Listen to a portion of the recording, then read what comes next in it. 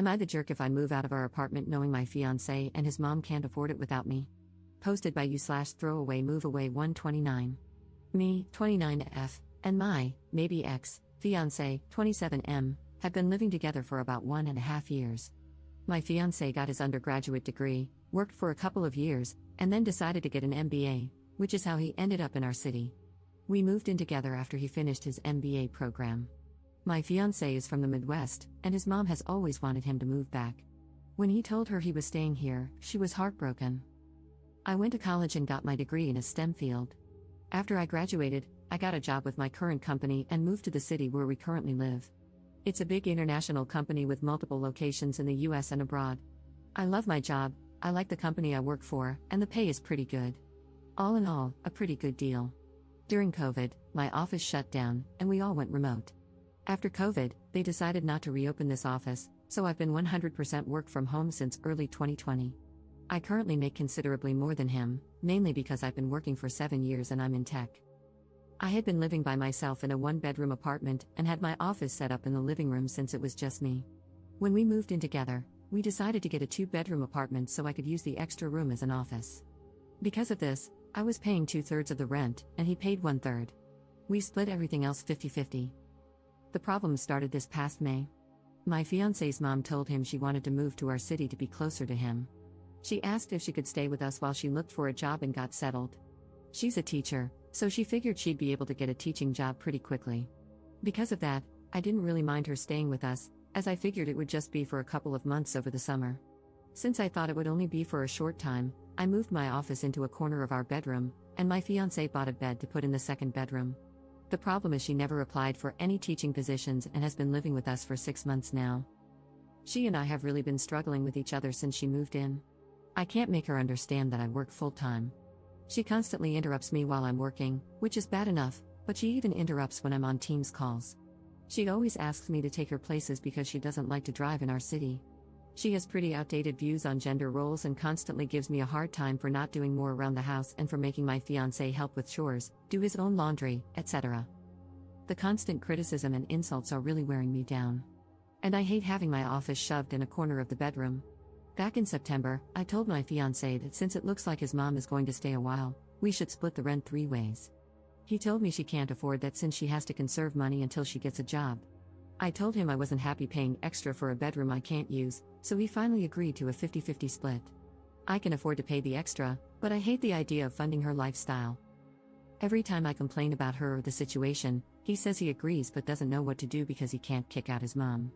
And he won't talk to her about the way she treats me or how she behaves. When I ask what the long-term plan is, he just says he doesn't know. I've thought about giving him an ultimatum to tell her she has to leave, but I think he'd just end up resenting me for essentially putting his mom on the street.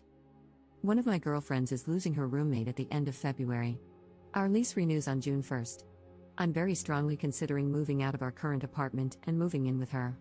I can afford to pay my part of the rent on our current apartment, and also half the rent at my friend's apartment. It's not ideal, but I'm not a big spender, so it's doable. The issue is, if he and his mom aren't able to pay 1/3 of the rent each, there's no way they could cover the whole thing on their own. But I can't live like this anymore, so I'm pretty sure this is what I'll do. I just wanted to see if people thought I'd be the jerk for leaving them like this. Update 5 days later. I posted here last week about the situation I'm in, living with my soon-to-be ex-fiancé and his mom. I started off trying to reply to everyone's comments and keep up, but honestly, I just got completely overwhelmed with all the responses. First off, I want to thank everyone for their feedback and comments, even the ones that were kind of harsh. Actually, probably especially the ones that were kind of harsh. I really needed some tough love to make me realize that I was letting my soon-to-be ex-fiancé and his mom take advantage of me. The more comments I read, the more pissed off I got. Honestly, I think I'm more pissed at myself for allowing this to happen and not advocating for myself more.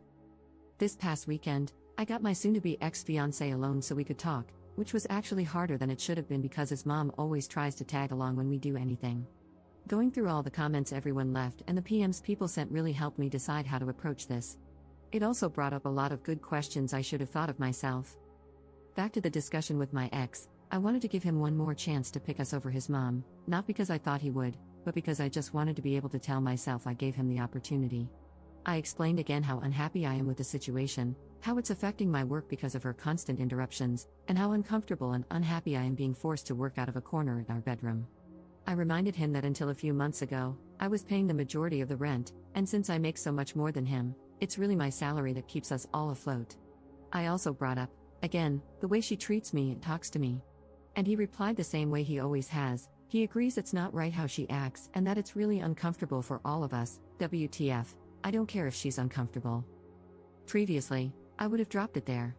But this time, I told him how angry and disappointed I was that he let me pay for 2/3 of the rent when she first moved in and how unfair it is that I'm still paying for half when there are 3 people living there and she is the only one with her own bedroom. His response was the same: she has to conserve money since she doesn't have any income currently. Which brought up the question, where did all her money go when she moved? What money does she use for incidentals? Evidently, when she got divorced, she asked for the divorce after my ex went off to college. It doesn't sound like her husband/ex's dad wanted the divorce. His dad bought her out of the equity in their house. My ex had no idea how much that was or how much is left. But until she moved here, she was working full-time as a teacher and living in a small apartment, so she shouldn't have had to tap into the divorce settlement money much. Other than that, my ex didn't have much insight into her finances beyond what she told him, that she has to conserve money. I told him straight up that I'm moving out before the end of the month. And from now on, I'm only paying 25%, as some commenters pointed out. She has a whole bedroom while I have to share with a man-child, so she should be paying twice as much. After I move out, I'm not paying for anything else, no utilities, no food, nothing other than rent. I have a pretty good idea of what his finances are like, and if he has to pay 75% of the rent all by himself, it's going to take a huge chunk of his net income. After he pays utilities and buys groceries, there won't be anything left for incidentals. Rent was due on the 1st, but it's not late until after the 5th, so he has 2 days to come up with the money. If he doesn't and I end up covering it, I'll reduce the amount I pay in future months.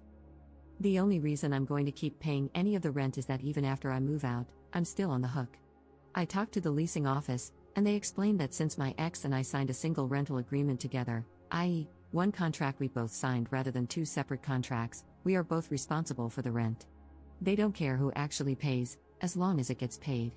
The only alternative would be if he agrees to sign a new lease by himself, or together with his mom.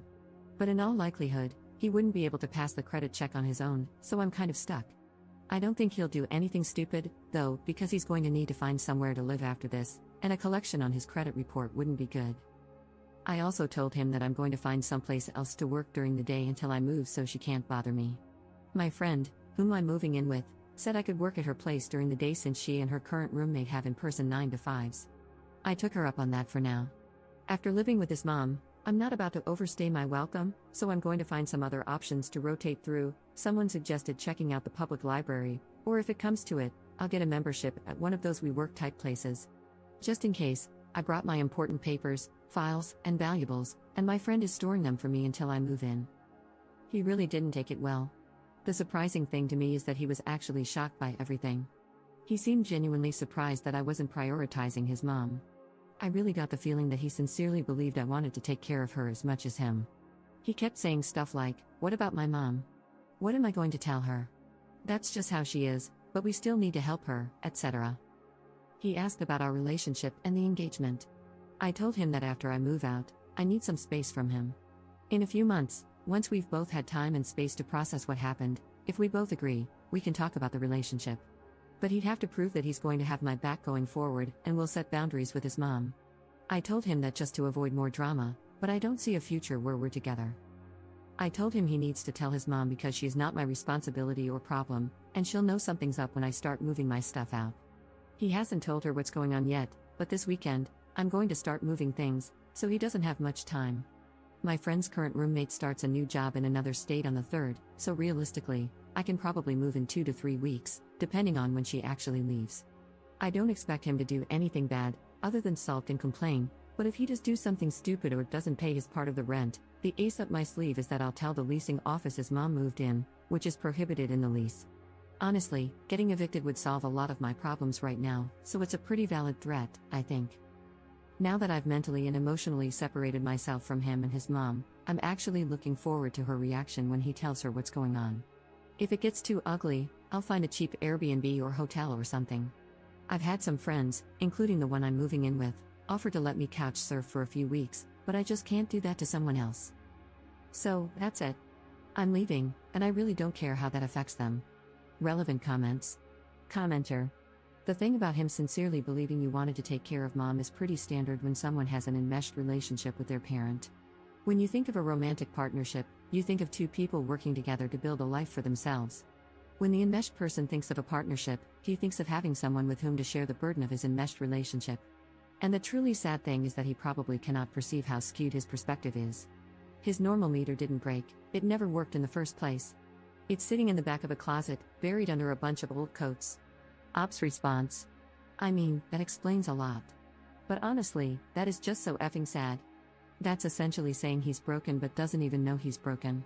So he'll just go from relationship to relationship, never really understanding why women keep leaving him.